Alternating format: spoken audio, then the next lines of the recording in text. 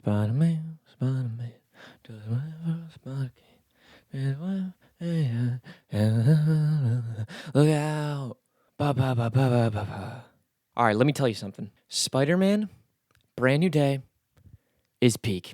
It is. It is an amazing movie. It is everything that I wanted from Spider-Man. Now, in my spoiler-free review, I shared that the CGI I thought was spotty and inconsistent at times. Here I am fixing that, okay?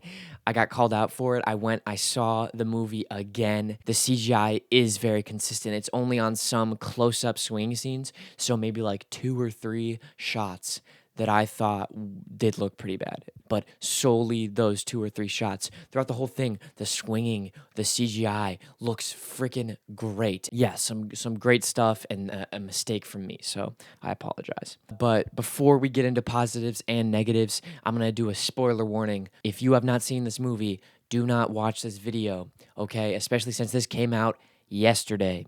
Not even by the time I'm recording this. So, unless you don't give a shit, then that's fine then. Just keep watching. For starters, on the positives, this movie has so much charm and so much just Spider-Man, if that makes it like just so much of that color and beauty in the film as opposed to like the grayness, I guess, of past MCU films. And it's just Spider-Man. And the swinging, like I said, it just makes you feel like you're Spider-Man. It's beautiful. A very large visual highlight for me, and I guess another spoiler warning right here. I'm about to give away a huge thing. Sadie Sink is Jean Grey. And when Tremel Tillman's character, what's his name? What's his freaking name? Why can't I not fucking think of it?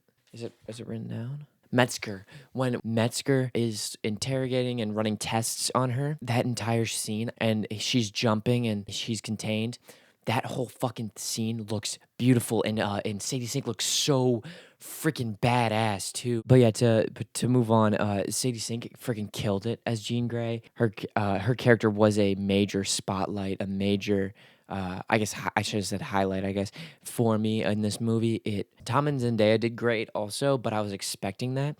With Sadie Sink, I'm only in like season 2 of Stranger Things. I have not seen a lot from her in that, and I didn't know how she would be.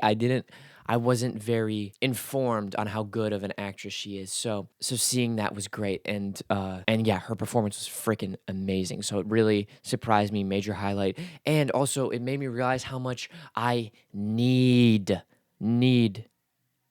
a Jean Grey movie. I don't know if you heard that music just played.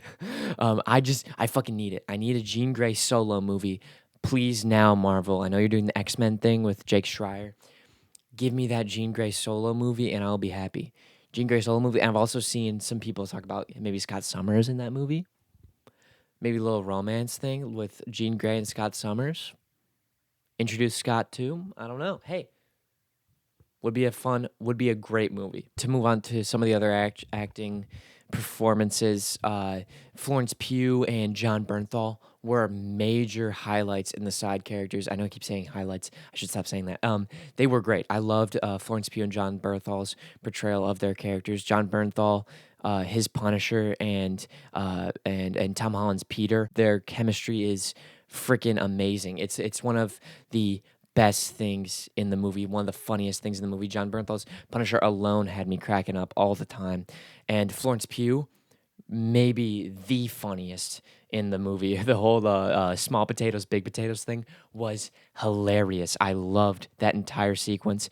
And then when she comes back and when they call her after Tom figures out, or after Peter figures out that Metzger lied, she goes, "This feels like meager potato stuff." So yeah, just loved those guys on the side character portion.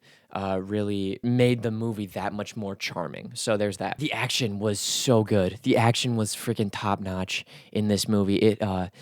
All of it, basically all of it. Every action scene moved so good, and I know I said that in my non-spoiler review yesterday, but dude, like, oh my god, the Hulk scene, I loved it. The Hulk fight scene was perfect, and I got a negative about that scene that's gonna come up later in the negatives portion. But for now, just oh my god, it was amazing. Wish we had a little bit more time with Rage Hulk than Smart Hulk. Oh my lord, Rage Hulk was huge though. He got so big. It made me happy. It made me so happy to see that. Oh my god, and the camera work in these fight scenes was also insanely top tier. There's parts of the movie where he is fighting the hand or fuck, it happens one more time. He's fighting the hand, and then it happens in the Hulk scene too.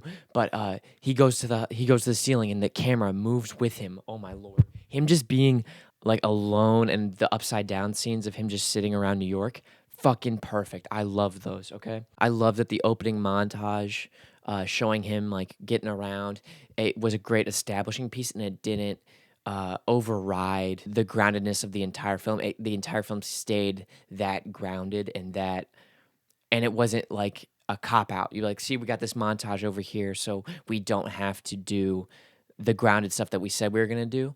But they kept it grounded. They kept it just exactly what I wanted. To be honest, it kind of reminded me of those Civil War days, of those Winter Soldier days, of those early MCU days, but like with that charm, that with that DC charm, with that Superman 2025 charm that James Gunn brought to that, and that was freaking amazing. I should say that. I don't know what I'm saying.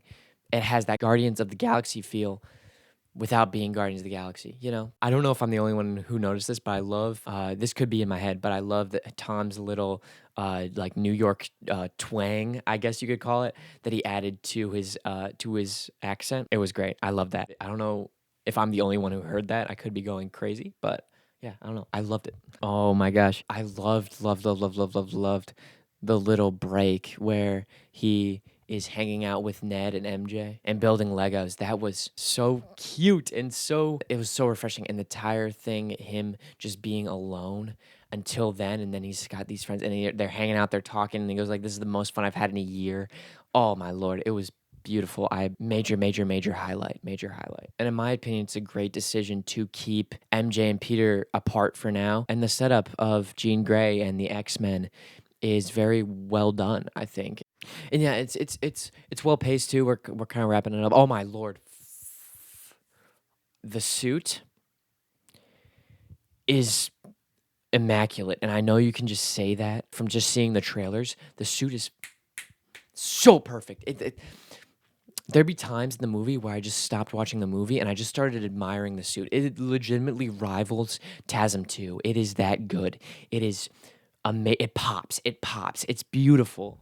And the way that the movie actually just focuses on Spider-Man, it doesn't use like a major player to like Tony Stark to draw on an audience is great because Spider-Man can hold that movie himself. And yes, I know Hulk's in it, but not really. Bruce is in the beginning. Like the character, he's a very much a side character. I'm glad that they let Peter have his own movie and run his own movie. That was awesome. They made Peter smart. They made Peter smart. And I mean like smart on his own volition, not on freaking Tony's volition or someone else. And he goes talk to I know he talks to the Banner and gets some insight from him, but like once again, they work together. It's like they're on like similar ground, and that's freaking great. All this stuff of him making his own things, making his own suit, making his own. I needed it. I needed it. I needed it. Okay, I just needed it. Just to wrap up the positives, here are some of my final thoughts on the positives from this movie. It has this perfect balance of grounded and campy.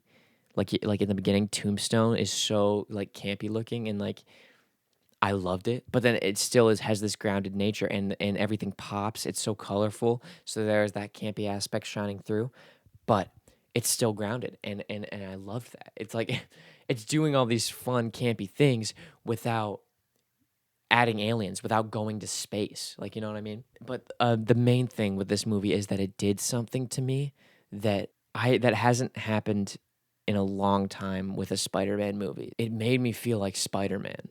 You know, it made me feel like I was in the suit while I was watching the movie. And like I said, that hasn't happened since probably TASM 2.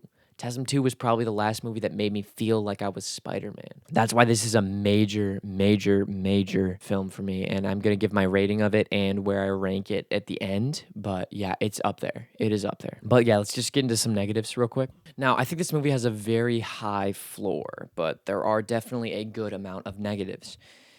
And yes, The villain shouldn't have been an original character in Tramel Tillman, which is especially frustrating because Spider-Man has this extensive rogues gallery that you can just fucking pick from, okay?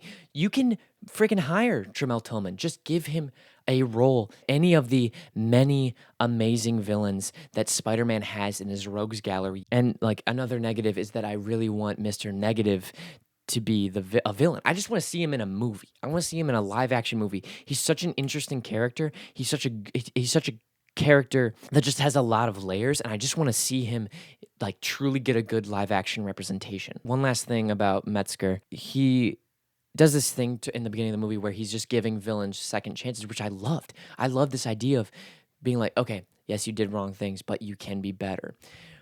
But then it turns out that he is the bad guy.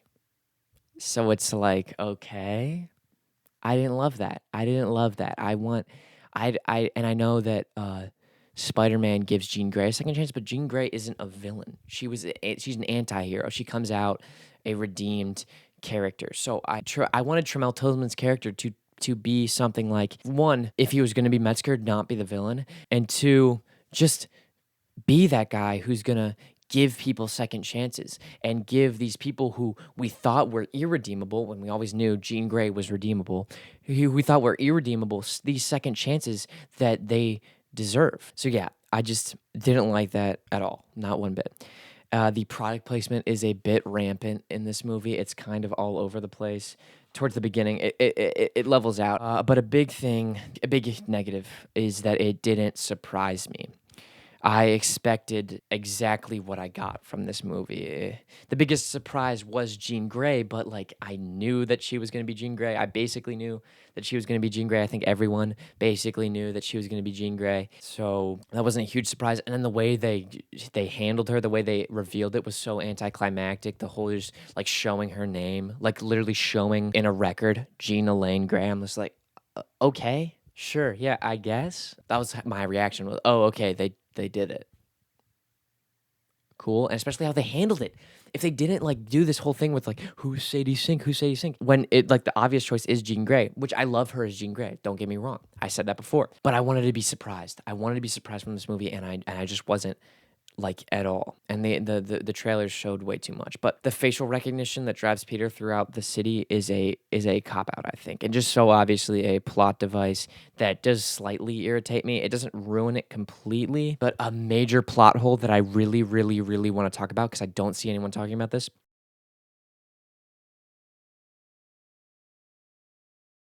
Peter found out that Metzger lied. The way that Peter found out he lied is so stupid. He's just misremembering what he lied about. Metzger said that he worked with Sarah, and Jean must have seen that in his mind. But Isaac Brown says that he lied to display the ability to see what other people are thinking and memories in his movie. So I don't understand at all how. I don't understand how him saying that is how does he remember anything? The person being inhabited couldn't remember anything, does anything at all. Because guess what? Fucking Metzger remembers things that happened before then. Okay, it's like memory. Yeah. I couldn't miss something. Please tell me. Okay, but so don't be afraid to call me out for my bullshit. Tell me in the comments if I am missing something. Oh shit! Wait a minute. It could be that the Sarah died while in the attack. That's probably exactly what it is. I'm not going to cut out that portion of the video because I want to thing that I thought was an interest. So I'm just an idiot. Okay, I'm not going to cut that out of the video, but I am an idiot for thinking that. But anyways, moving on though, Spider-Man defeating Hulk was bad, and not the fight overall. The fight overall was, like I said, a major highlight. Just the end. The Hulk just gives up because he talks him down, which is not ideal. I'd rather see Spider-Man take off his own inhibitor chip that's in the back of his neck and then use the arachnid genes to take him out. Overall, with the bad ending, a 9 out of 10 fight, just want that good ending to really solidify it. It's a great fight. I just need it to be. It could so easily could have been perfect and added to the story. Nothing in the ending upsetted me really at all. If I had to point to something like a gun to my head, it would be May's pep talk that she gives to Jean. It's just like we've seen this already. You know, this is like the freaking third time we've gotten a May pep talk, or like with great power comes great responsibility. I don't think she says that, but it's the same idea. So I didn't love that, but it didn't ruin it. It just dragged a little bit. I would have just rather seen a pep talk between Peter and Jean more than that, because we've seen that in No Way Home. But for the final thoughts, I loved it. It could be recency bias, but it is definitely up there in the Spider-Man movies. Definitely better than the Tobey movies, and 100% the best Spider-Man MCU solo movie we have gotten, in my opinion. I'll put my ranking on Letterboxd right here. I have not 100% decided on it, but this movie is in the 8.3 range. It's if I have to lay down the law, what I give it, probably 8. I'll go down a few points. 8. So it's an 8. It's great. It's probably gonna be a 4-star on my letterbox. So we're gonna be introducing some comic book stuff, and by comic, I just mean like superhero stuff in general. Mainly focusing on movies. When Clayface comes out, we're gonna do a whole thing in October of DC stuff, and we're just gonna be introducing that stuff also along with these movies like the drama, like Hamnet, like My Own Private Idaho, like Paris, Texas, which is also gonna come. So there's that. Just letting you guys know. Go follow my letterbox. Go follow my TikTok. If you guys have any review recommendations, please throw them in the comments, and I'll try to work them into my schedule. Consider subscribing if you haven't already. I could really use the support this early in my career. So yeah. Anyways, really good movie. Really good stuff. Have a nice day.